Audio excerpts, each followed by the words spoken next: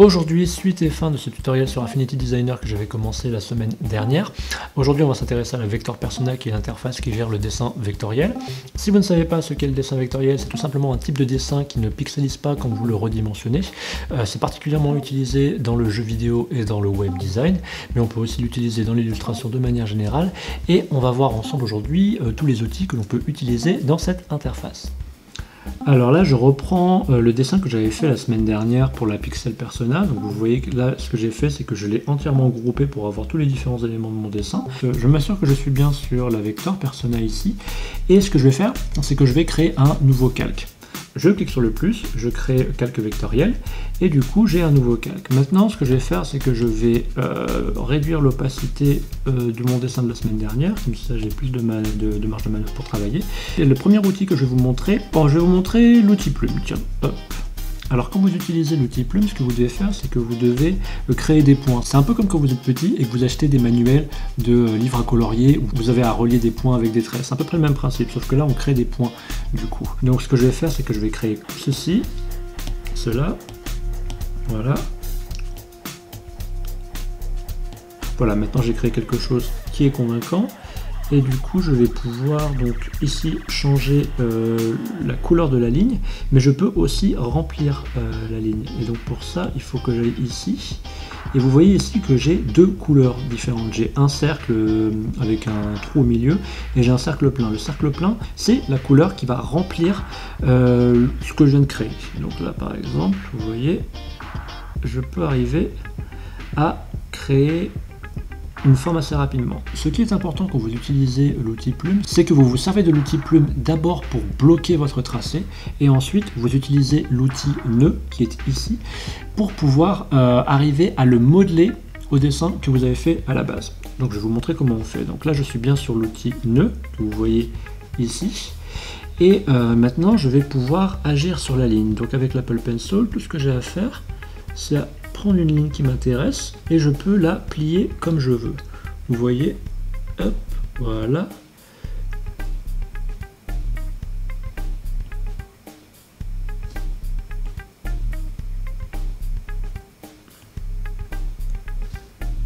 Donc là, on va faire ça comme ça.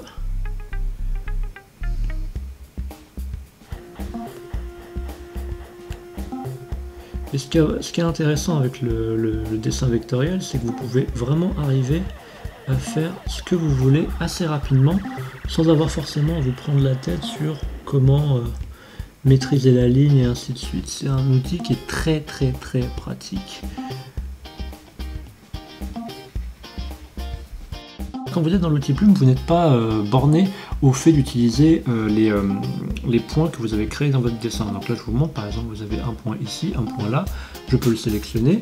Là, j'ai des sortes de petits traits qui apparaissent qui me permettent de pouvoir régler la souplesse de la ligne, sa courbe, etc. Mais je peux aussi créer des nouveaux points sans trop de problèmes. Et pour ça, j'ai juste à repartir sur l'outil plume et par exemple, au milieu de la ligne, je peux créer une nouvelle ligne et vous voyez, j'ai créé un nouveau point. Donc, hop.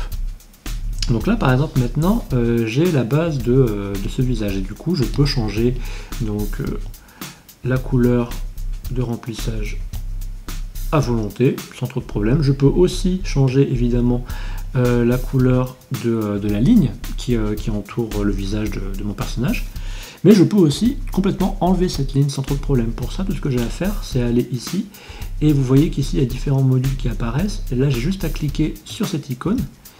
Et du coup, la ligne a disparu, comme vous pouvez voir. Et donc si je zoom, là, je n'ai plus de ligne. Mais si je veux la faire réapparaître, j'ai juste à cliquer sur la petite ligne un peu incurvée pour pouvoir permettre de faire réapparaître la ligne. Très pratique encore une fois. Donc là, je vais remettre cette couleur ici. Je vais par contre changer la couleur de remplissage quand même, parce qu'elle n'est pas géniale. Et maintenant, je peux aussi du coup changer l'opacité sans trop de problème pour pouvoir continuer à faire mon dessin. Alors maintenant, je vais pouvoir me servir de ça pour vous montrer les différents outils d'Affinity Designer. Donc je vais passer à l'outil crayon qui est juste ici. Je vous montre juste ici. Alors l'outil crayon, c'est un outil qui va vous permettre de pouvoir dessiner de manière générale des lignes vectorielles.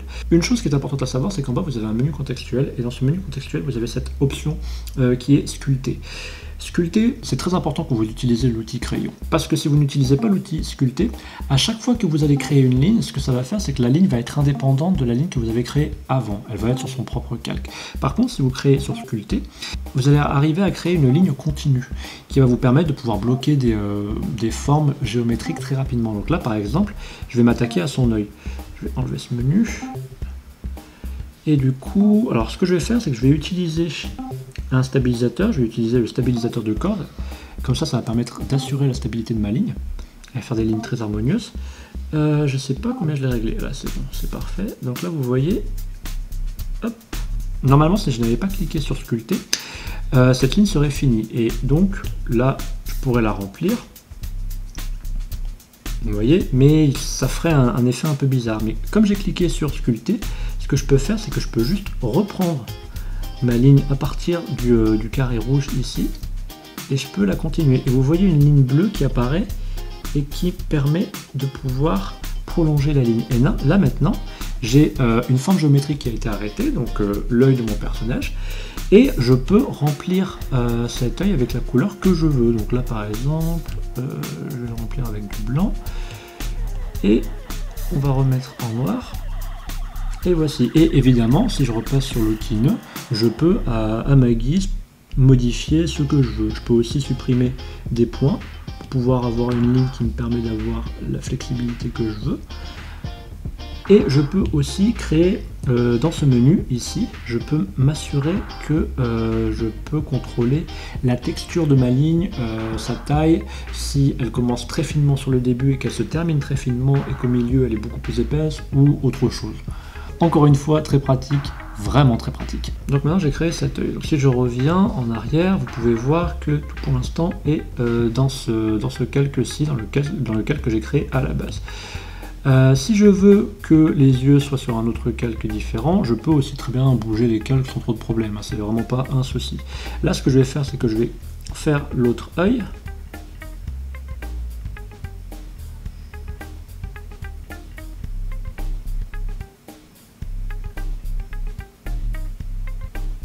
Voilà. Et donc là maintenant j'ai les deux yeux de mon personnage. Si je clique sur la flèche en haut, je peux aussi changer la rotation de mon dessin, ce genre de choses. Donc là d'abord ce que je vais faire, c'est que je vais grouper ces deux calques, comme ça va me permettre d'avoir un projet qui est bien organisé. Pour grouper, tout ce que vous pouvez faire, c'est sélectionner les calques que vous voulez, en les glissant sur la droite, et après vous avez cette icône ici, vous cliquez dessus et ça va le grouper. Là maintenant je vais cliquer sur les trois petits points en m'assurant que le calque est bien sélectionné, et ici je vais pouvoir renommer le calque comme je veux. Donc œil, non plutôt yeux, c'est des yeux, donc mettons-le au pluriel même si c'est moche, hop, voilà. Et maintenant ce calque je peux le sortir de mon calque de base, voilà. Donc là je vous ai déjà montré deux outils importants pour tracer votre ligne dans la Vector Persona d'Affinity Designer, mais il y en a un troisième, et c'est l'outil brush, donc juste ici, pinceau vectoriel en français. Alors là, l'outil pinceau vectoriel, c'est aussi un outil qui fonctionne de la même manière que l'outil crayon, sauf que vous avez la possibilité de pouvoir choisir différents types de brush. Donc là vous voyez, j'ai vraiment une texture qui est différente, et si je change, je mets un autre pinceau, par exemple celui-ci, vous voyez que j'ai vraiment des pinceaux différents. Et si je clique avec l'outil nœud dessus, je peux du coup contrôler toutes les lignes indépendamment sans trop de problèmes. C'est vraiment parfait. Je trouve que c'est des outils qui sont vraiment parfaits si vous faites de l'illustration, si vous faites du design, si vous faites même de la bande dessinée, parce que du coup, vous avez le contrôle, même après avoir fait votre ligne, vous avez le contrôle sur votre ligne. Si vous vous dites que tiens, par exemple, à telle angle elle serait mieux, et ben vous pouvez le faire directement sans avoir à refaire votre dessin. Ce qui est vraiment très pratique et peut faire gagner beaucoup de temps, je trouve. Donc cet outil pinceau fonctionne de la même manière, il n'y a pas de souci. Donc là, je vais enlever ça. Pour annuler quelque chose que vous avez déjà fait, vous avez juste à taper avec vos deux doigts sur l'écran. Voilà. Et alors ce que je vais vous montrer ici... Donc ici, je vais vous montrer autre chose. Qu'est-ce que je pourrais vous montrer? Ici, ce que je vais faire, c'est que je vais créer un calque vectoriel, un nouveau calque vectoriel. Je vais utiliser l'outil pinceau. Là, je vais sélectionner un brush précis. On va partir sur quoi? Je vais partir sur Brush Ink Pen. Je vais augmenter la taille. Et voilà. Et là, du coup, vous pouvez voir cette magnifique, vous pouvez voir ce magnifique brush qui est apparu. Je ne peux pas gommer dans la Vector Persona. Par contre, ce que je peux faire, je peux prendre ce calque ici et je peux le poser au milieu. Vous voyez que là, il y a une petite ligne bleue qui apparaît. Elle se met au-dessus si vous voulez mettre le calque au-dessus. En dessous, c'est pour mettre le calque en dessous d'un autre calque. Et au milieu, c'est là où la fonction est la plus intéressante parce que au milieu, ce que ça va faire, c'est que ça va créer un clipping mask. Donc du coup, vous allez voir, vous mettez ceci, vous le bougez ici. Et là, la couleur est contenue à l'intérieur de la forme que j'ai créée à la base avec le Pen Tool. Donc maintenant, ça veut dire que vous pouvez vous servir de ce calque pour faire la couleur de votre personnage, la couleur de la peau de votre personnage. Donc on va dire par exemple, je sais pas, ceci.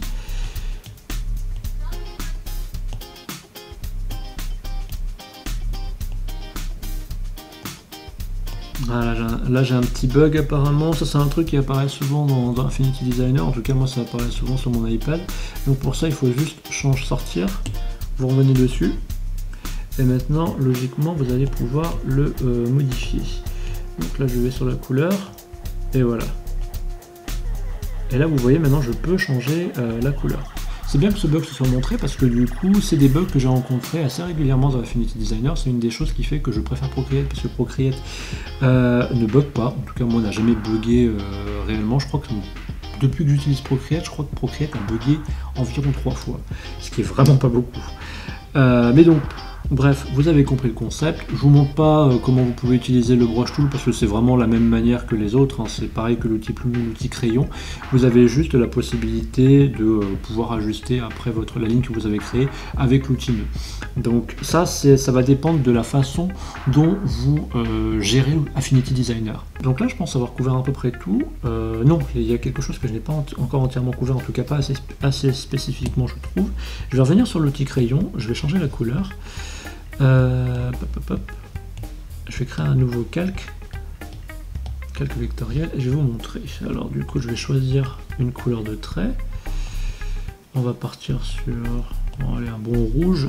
J'ai choisi l'outil crayon, je choisis la taille, j'ai pris une couleur bien criarde comme ça vous pouvez bien voir vous pouvez bien voir la différence.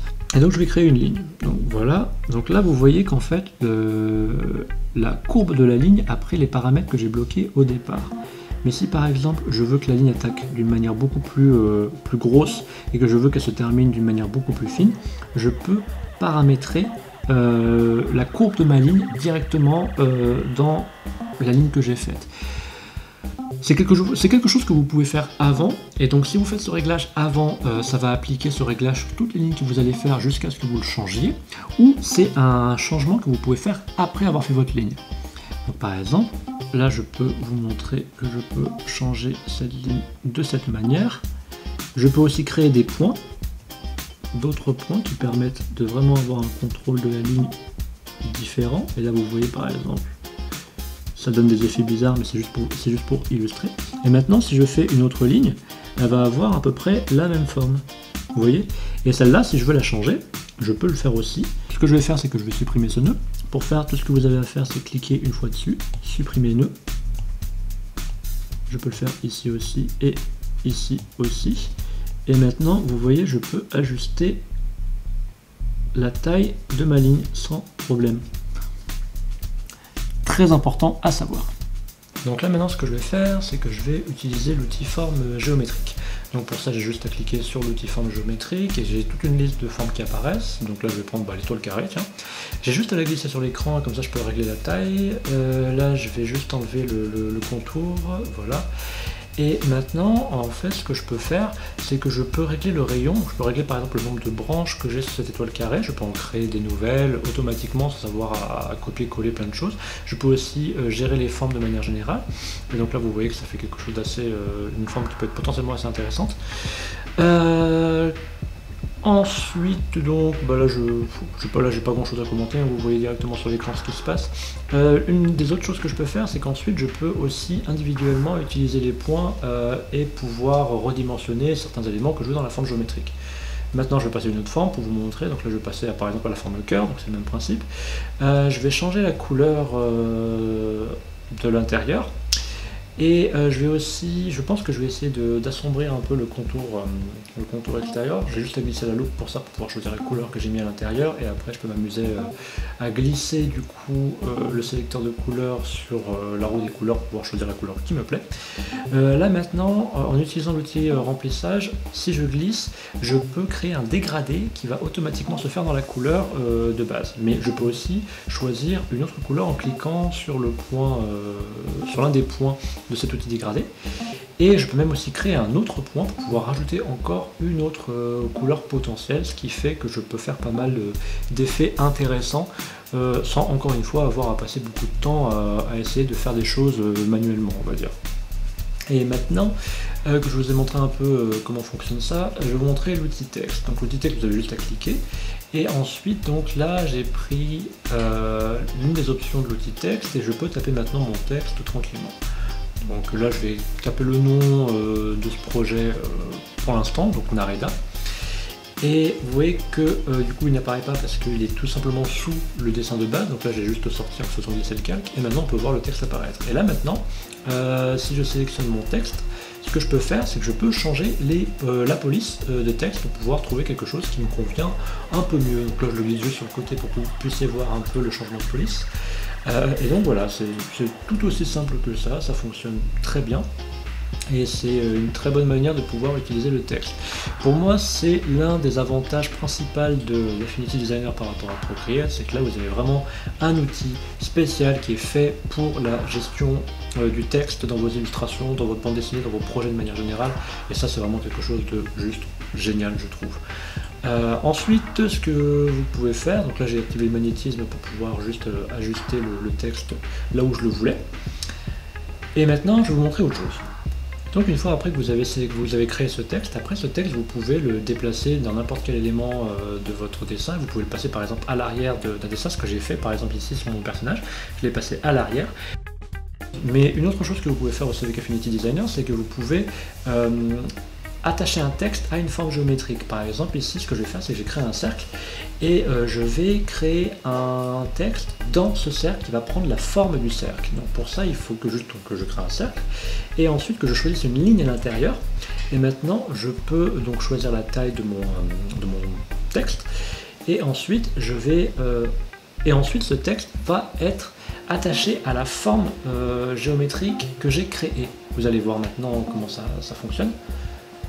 Et voilà, et maintenant vous pouvez voir que le texte est incurvé à la forme du cercle.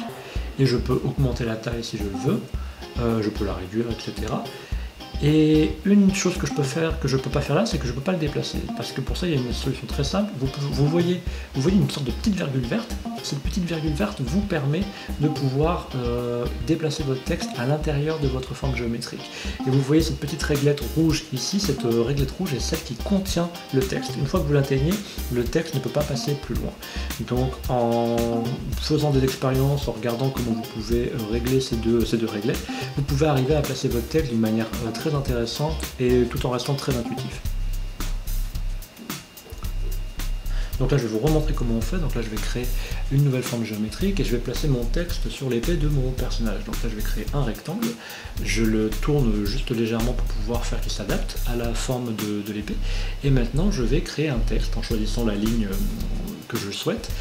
Je choisis la taille de mon texte et voilà, maintenant je peux taper mon texte comme vous l'avez vu. Si je bouge un petit peu la réglette, je peux du coup arriver à placer mon texte là où je le veux. Si je redimensionne la forme géométrique, je peux aussi du coup arriver à placer mon texte précisément là où je le veux.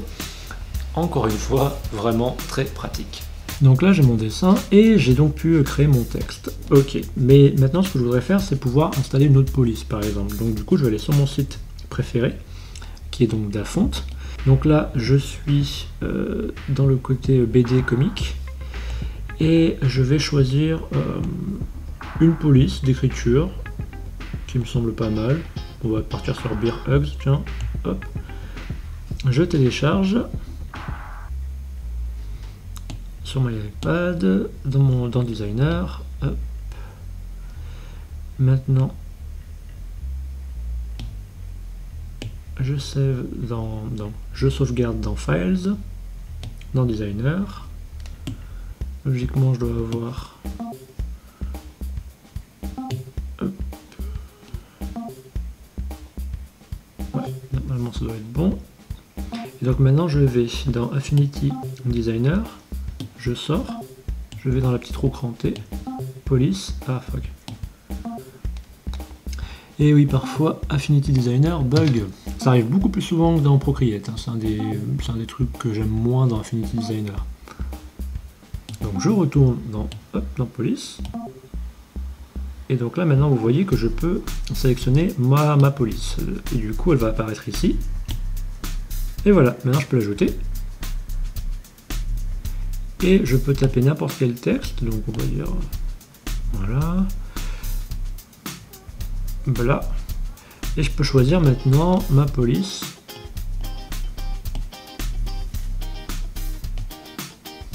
Évidemment, il faut que je sélectionne le texte avant. Et voilà. Et par exemple, maintenant, je peux utiliser cette police comme je veux. Je peux la passer, je peux la mettre n'importe où. Ça marche nickel. Donc ça, c'est comment on importe une police dans Affinity Designer. C'est vraiment très simple. Il n'y a pas vraiment de trucs très compliqués, hein. Parfois, vous avez des polices qui ne marchent pas, qui ne s'importent pas, ça arrive. Je ne connais pas la raison. Honnêtement, je ne sais vraiment pas pourquoi, mais c'est comme ça. Mais la plupart du temps, genre 90% du temps, ça marche nickel. Maintenant que je vous ai parlé un petit peu des polices, du texte, etc., je vais revenir sur un truc qui est important, c'est les outils géométriques. Donc je reviens dans outils géométriques, là je vais prendre un rectangle par exemple, et je vais le faire comme ceci, et du coup maintenant je vais le dupliquer, et en fait ce que je vais vous montrer c'est juste qu'on peut se servir de formes géométriques pour pouvoir créer d'autres formes géométriques. Donc là je sélectionne les deux, en mettant un doigt, je sélectionne, ensuite je vais aller sur soustraire. Et là vous voyez que maintenant j'ai créé une petite nouvelle forme géométrique. Tiens, là il y a un truc, je vais supprimer, voilà. Donc là j'ai une nouvelle forme géométrique et je peux continuer ainsi. Donc par exemple si je mets, on va dire, je vais mettre un losange, non, hop, ce losange je vais le prendre et je vais le mettre, on va dire par ici, tiens, voilà. Maintenant, ce que je vais faire, c'est que je vais sélectionner les deux, et pareil, je peux soustraire, et vous voyez que j'ai encore maintenant une nouvelle forme géométrique que je peux utiliser, que je peux éditer si j'en ai besoin, avec l'outil nœud, ce genre de choses. Donc là, en fait, vous arrivez à comprendre pourquoi j'aime beaucoup cette application. C'est que vous avez tellement de possibilités de contrôler ce que vous faites, que ça en devient vraiment... Enfin, c'est sans limite, quoi, en fait. L'imagination est littéralement votre seule limite. C'est tout. Et du coup, vous pouvez faire ça avec pas mal de choses. Il y a d'autres modes aussi. Je vais revenir un petit peu en arrière. Hop, par exemple, donc là, je suis sur mes deux objets sélectionnés. Je peux les ajouter, mais bon, du coup, ça sert à rien. Il vaut mieux que je vous le montre comme ça. Donc là, je peux cliquer sur ajouter. Et du coup, maintenant, cet objet devient un seul et même objet, au lieu de deux. Je peux aussi cliquer sur intersection, et là du coup vous avez juste une intersection qui reste. Je peux aussi cliquer sur diviser, et donc là il n'y a pas de grand changement, mais sauf que en fait quand vous regardez, vous pouvez bouger les éléments et vous pouvez voir que tous les éléments qui ont été aux intersections de vos formes ont été coupés en objets individuels. Ouais, est-ce que c'est bien dit? Ouais, bon, on s'en fout. C'est comme ça que ça fonctionne. Donc voilà, donc ça c'est aussi quelque chose de très utile. Ça peut vous permettre de créer des formes vraiment très rapidement, sans avoir non plus particulièrement un talent particulier pour le dessin. Vous pouvez faire des choses très intéressantes, graphiquement en tout cas très intéressantes, sans avoir aucune notion de dessin au préalable. C'est aussi un des avantages d'Affinity Designer. Donc là, je vous ai montré tous les différents modes pour les objets géométriques. Maintenant, qu'est-ce que je peux vous montrer? Puisque je vous ai montré déjà pas mal de choses. Bon, je vais vous remontrer l'outil transparence. Alors, vous créez une forme. Ça marche que sur les formes vectorielles, évidemment. Hein. Et vous pouvez, du coup, juste ici, en cliquant sur l'outil transparence, vous pouvez, juste en glissant, activer... Vous pouvez activer cette forme de dégradé qui va vous permettre de gérer la transparence de l'objet que vous avez sélectionné. Tout simplement, ce que ça fait, c'est juste que ça ajuste l'opacité de votre objet et ça vous permet d'avoir cet effet de transparence. Donc bon, vous avez compris le principe, c'est un très bon outil pour faire de la transparence de manière générale, sans avoir à se compliquer trop l'esprit sur les choses. Encore une fois, c'est un outil pratique. Une autre chose que je peux vous montrer aussi, c'est un outil qui se trouve ici, ou l'outil angle. Alors comment ça fonctionne? Vous choisissez un angle, et ici vous avez un rayon. Et en fait, donc là je vais zoomer, je vais vous montrer ce que ça fait. Ça permet d'arrondir l'angle à un certain... autant que vous le souhaitez. Vous pouvez le faire sur un ou sur plusieurs en même temps. Par exemple, là je vais le faire là-dessus. Ah, je n'ai pas sélectionné celui-là. Hop, voilà. Et vous pouvez comme ça, encore une fois, créer des formes géométriques particulières, personnalisées, que vous pouvez utiliser dans vos designs. Vous avez plusieurs types de types d'angles. Vous avez donc l'arrondi, celui que je viens de vous montrer, mais vous avez aussi un concave. Donc par exemple, hop, vous voyez. Vous en avez concave. Vous avez un angle droit. Donc par exemple, si vous avez un arrondi comme celui-ci, vous avez juste à cliquer sur l'angle droit et c'est bon. Vous voyez, vous avez un angle droit. Vous pouvez découper aussi des choses, pareil, de la même manière. Donc, comme vous pouvez le voir, vous avez tout un ensemble d'outils qui vous permet de faire globalement à peu près tout ce que vous pouvez imaginer. Et là, du coup, je pense que je vous ai montré quasiment tout ce qu'il y avait à savoir sur Affinity Designer. Je ne vous ai pas parlé de l'export persona, parce que l'export persona, c'est quelque chose qui vous permet donc d'exporter votre dessin avec beaucoup plus de fonctionnalités. Je ne suis pas encore complètement au point sur cette interface, pour être honnête. Donc, c'est peut-être quelque chose sur lequel je ferai une vidéo à venir. Les deux tutoriels que je viens de faire sont des tutoriels suffisamment complets pour vous permettre de pouvoir bien démarrer dans Affinity Designer si vous l'achetez sur iPad. J'espère que cette vidéo vous a plu ou qu'elle vous a été utile. Si c'est le cas, n'hésitez pas à lâcher un pouce bleu ou à vous abonner à ma chaîne. Je fais des vidéos régulièrement et c'est toujours au niveau du dessin. Quant à moi, je vous remercie d'avoir regardé. Je vous retrouve bientôt dans une prochaine vidéo. Et d'ici là, n'oubliez pas, prenez le temps de créer.